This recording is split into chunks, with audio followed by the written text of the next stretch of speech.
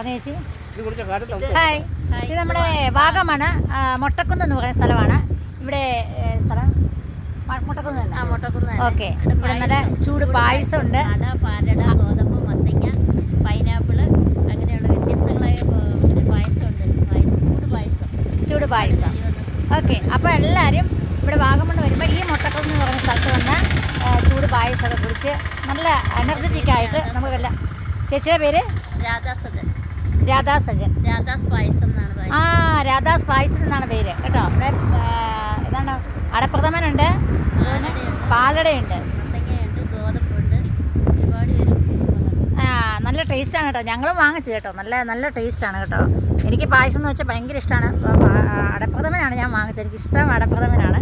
അതുകൊണ്ട് എല്ലാവരും ഈ വെക്കേഷൻ കാലം സന്തോഷകരമാക്കൂ, ആനന്ദകരമാക്കൂ. Okay, happy Vishu. എല്ലാവർക്കും happy Vishu. Okay, thank you ചേച്ചി.